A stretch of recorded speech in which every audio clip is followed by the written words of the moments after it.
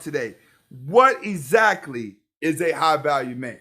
All right. I'm going to go over what I think a high value man is. And then we have some people in the back that we're going to discuss.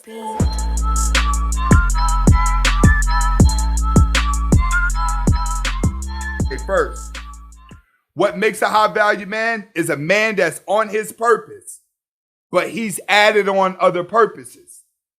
All right.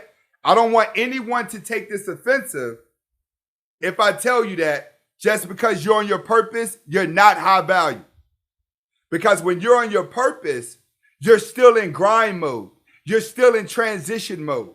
A lot of you guys have just left beta mode and you're going into alpha phase, but you're still grinding. You're on your purpose. You're not successful at your purpose yet. All right?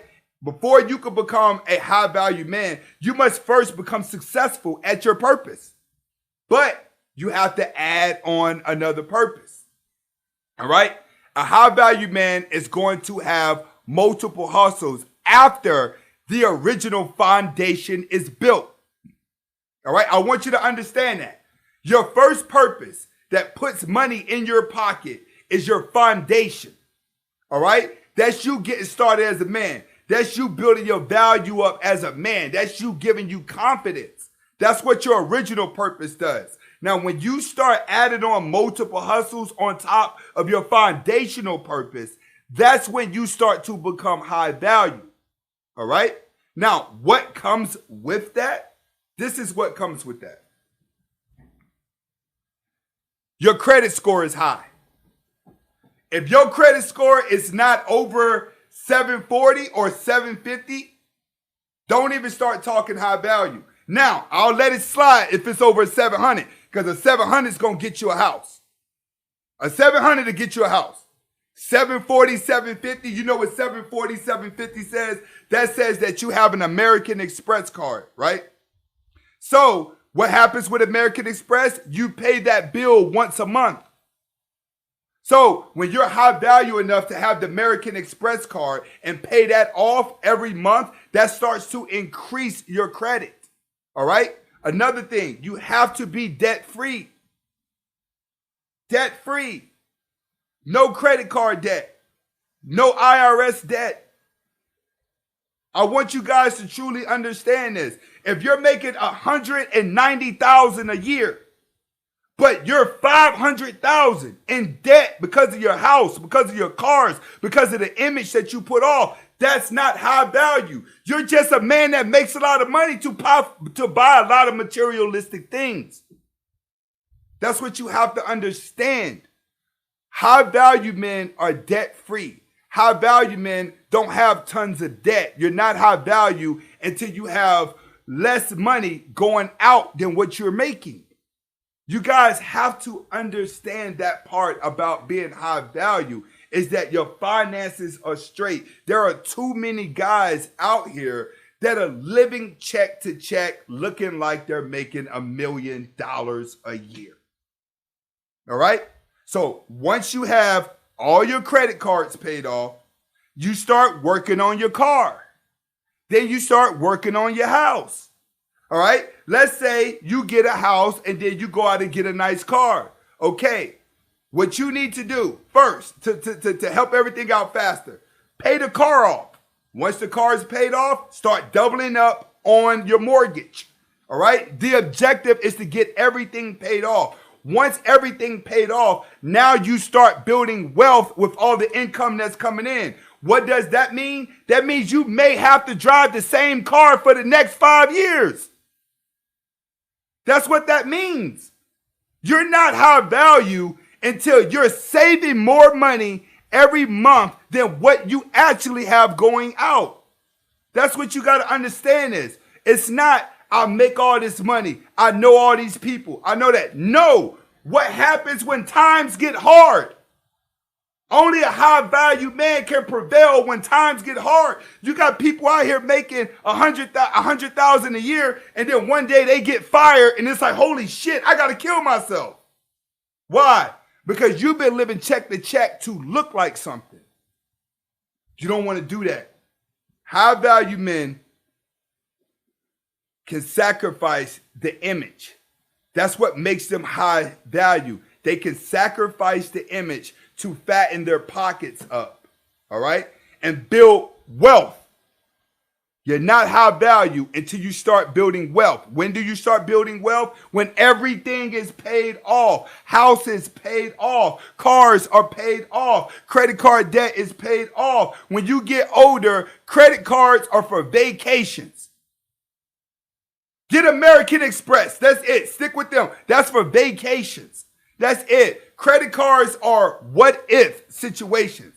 Like with the corona, when they weren't doing dollar bills and coins no more. That's when a credit card worked. A credit card is not like, oh man, I paid my credit card out. I got to go buy new Jordans now. No, you're supposed to pay that credit card off and put it in the what if department. That's going to increase. That's what you have to understand about credit. That's what you have to understand about putting your money.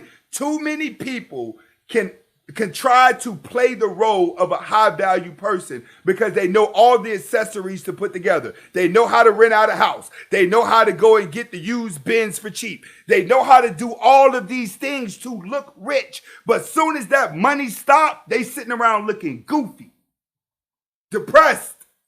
This is why you'll see a lot of rich people that may off themselves because something was about to happen. All right? So let's start off with the financial parts. If your credit card ain't paid off and your IRS debt is not paid for, your car ain't paid for, your house ain't paid for, you're not high value. I don't care if you drive a 2006 Benz and live in a $200,000 house, but all of it's paid off, all your credit card paid off, you're high value if you still got a lot of money coming in. If you have two hustles, your main purpose has been good, your foundation's built, and now you have another hustle coming in, your car paid off, and your houses are paid off, that's high value. That's high value. Because if your money was to stop, your lifestyle doesn't go anywhere. All right? Next. High value men value their health and beauty. Why? Because when you start making money and you actually start becoming valuable, you're going to value your look. You're going to value your health. All right? You see a lot of people that may be rich, right? But they're fat. But when you're around them, you're like, man, this is a miserable person. Nobody cares about a fat person that's rich. You know what I'm saying? That's miserable. You see a lot of that. You see a lot of angry fat people with money. No, a high value person looks good and got the money. You got the smooth skin. You're not fat. Your body is not in shape, but it's not sloppy.